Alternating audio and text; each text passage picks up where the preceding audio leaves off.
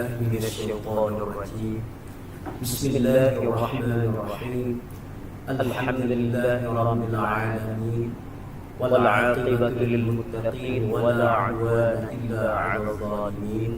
أشهد أن لا إله إلا الله وأشهد أن محمدا عبده ورسوله سيد المرسلين وإمام الحريين المحجلين سيدنا ومولانا محمد وعلى آله وأصحابه أجمعين. أما بعد. السلام عليكم warahmatullahi wabarakatuh. Tuan-tuan, puan-puan yang dirahmati Allah sekalian, alhamdulillah kita bersyukur kepada Allah karena diberi peluang untuk sama-sama berada dalam madrasah Ramadan. Alhamdulillah tuan-tuan dan puan-puan sekalian, di kesempatan masa yang sedikit ini ada ruang dan peluang untuk sama-sama kita menghayati tadabbur ayat Allah Subhanahu wa taala, ayat 183 surah Al-Baqarah. Allah Subhanahu wa taala berfirman, A'udzu billahi minasy syaithanir rajim. Ya ayyuhalladzina amanu kutiba 'alaikumus shiyamu kama kutiba 'alal ladzina min qablikum la'allakum tattaqun. Al-ayah. Tuan-tuan dan puan-puan yang dirahmati Allah sekalian, ayat 183 ini membicarakan tentang kewajiban berpuasa ke atas umat Islam. Jadi kenapa kita berpuasa dan sebab-sebab kita berpuasa. Jadi tuan-tuan, Allah Subhanahu wa taala berfirman, ya ayyuhalladzina amanu, wahai orang yang beriman. Siapakah orang yang beriman yang dimaksudkan di sini?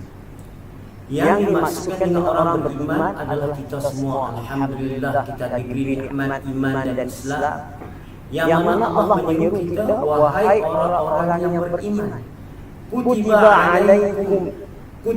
alaikumus shiyam kama kutiba alal ladzina min qablikum. Diwajibkan ke atas kamu berpuasa seperti mana diwajibkan ke atas umat-umat terdahulu. Yang dimaksudkan dengan umat-umat terdahulu di sini tuan-tuan bukan orang-orang kafir, tapi mereka terdiri daripada umat Nabi Musa, Nabi Isa. Jadi umat-umat terdahulu mereka pun beriman kepada Allah Subhanahu wa taala, dan mereka pun macam kita juga diwajibkan berpuasa. Jadi puasa diturunkan dalam bulan Ramadan, demikian juga kepada umat terdahulu pun diturunkan dalam bulan Ramadan.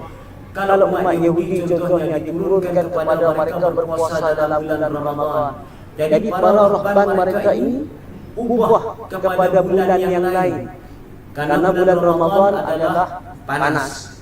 Jadi Ramadan itu maksudnya panas, jadi mereka ubah kepada hari bulan, mereka ubah kepada bulan yang lain. Jadi tuan-tuan, apabila mereka ubah bulan yang lain, mereka tambah 10 hari. Jadi puasa mereka menjadi 40. Dan ramailah di antara mereka yang tak mampu berpuasa, maka mereka ubah lagi. Kalau kata mereka sihat, kalau kata mereka ini baik, maka mereka berjanji tambah lagi selama 10 hari. Jadi tuan-tuan yang dirahmati Allah, para rahban ini, jadi mereka ubah ikut suka. Asalnya daripada puasa sebulan menjadi 40 hari, kemudian menjadi 50 hari. Kalau panas mereka juga ubah puasa tersebut contohnya kepada musim bunga. Jadi itu para rahban. Jadi tuan-tuan, puan-puan yang dirahmati Allah, kita sebagai umat Islam, kita tidak boleh mengubah hukum Allah Subhanahu wa taala ikut kemahuan kita. Kemudian dalam ayat yang seterusnya Allah nyatakan la'allakum tattaqun, moga kamu terdiri daripada orang-orang yang bertakwa, ataupun semoga kamu bertakwa. Jadi tuan-tuan, jadi takwa di sini tidak perlu kita translatekan lagi, kerana kita dalam bahasa kita takwa memang bermaksud takut.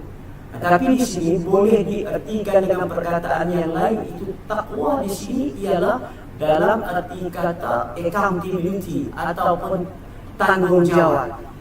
Jadi dalam setiap perbuatan kita maka kita mesti ada tanggungjawab. Sebab puasa orang tak nampak pun kita berpuasa, orang tak nampak pun kita makan. Itu adalah kejujuran kita kepada Allah Subhanahu Wa Taala. Jadi kalaulah kita menipu, berarti kita menipu diri kita sendiri. Sebab itulah kita perlu ada rasa tanggungjawab. At-taqwa. Jadi tuan-tuan, at-taqwa di sini, dan kalau kita lihat di sini setengah orang menyatakan takwa itu bahawa semata-mata kita tidak makan dan minum. Tetapi sebenarnya arti puasa ini jauh daripada makan dan minum. Sebab itu timbul persoalan kenapa puasa diwajibkan ke atas orang kaya dan orang miskin.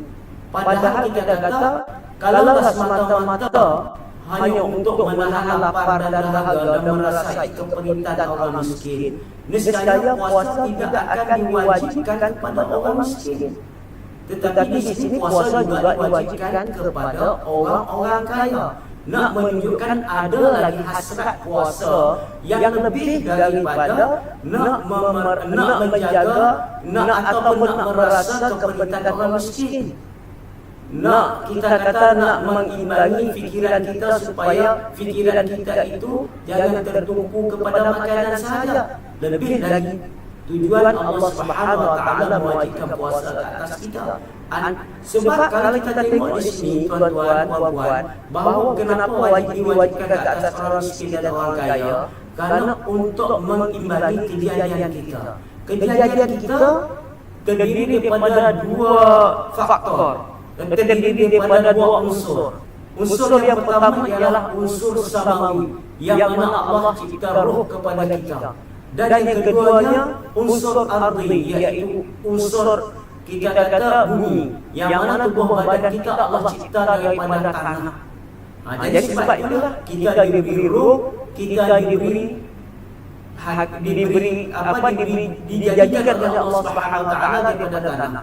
Jadi untuk itu nak menundukkan jiwa dan ruh kita kepada Allah Subhanahu Wa Taala dan kejadian kita itu kepada Allah Subhanahu Wa Taala, maka diwajibkan puasa. Bila kita berpuasa, jadi hakikat kejadian langit tunduk kepada Allah, hakikat kejadian bumi, iaitu dua unsur yang ada pada kita, semuanya tunduk dan patuh kepada Allah. Itu adalah antara tujuan puasa daripada Allah Subhanahu Wa Taala. Dan tuan-tuan yang dirahmati Allah sekalian, antara yang lain kelebihan puasa ini tuan-tuan, maka Allah Subhanahu Wa Taala menurunkan Al-Quran di dalam bulan puasa.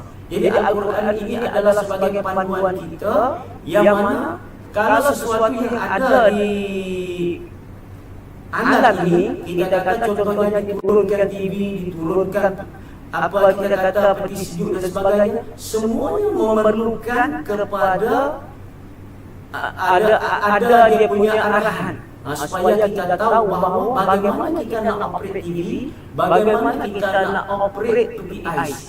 Jadi kalau benda kecil itu pun Allah Subhanahu Wa Taala katakan kamu perlu kepada bagaimana, apa dia cara nak buka PPI, bagaimana cara nak operate TV dan sebagainya. Lebih-lebih lagi lah kepada kita nak mentadbirkan alam ini, maka kita perlu kepada satu panduan ataupun alat bagaimana nak operate dunia ini. Kita sebagai khalifah di atas muka bumi, maka Allah turunkan Al-Quran.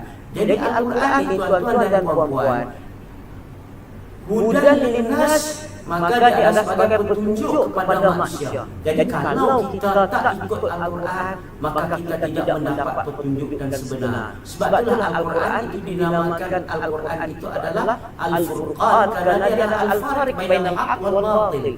Sebab itulah tuan-tuan, di kesempatan masa yang sedikit ini saya suruh tuan-tuan, maka jangan tinggalkan Al-Quran di Ramadan ini. Kalau tak boleh banyak, maka sedikit pun kita tetap kena baca Al-Quran. Jadi tuan-tuan yang dirahmati Allah, sekian saja di waktu dan kesempatan yang ada ini. Saya mengucapkan selamat berpuasa dan semoga kita semua, saya, tuan-tuan dan kita semua umat Islam, mendapat petunjuk dan hidayah kepada Allah Subhanahu Wa Taala. Wallahu a'lam. Assalamualaikum warahmatullahi wabarakatuh.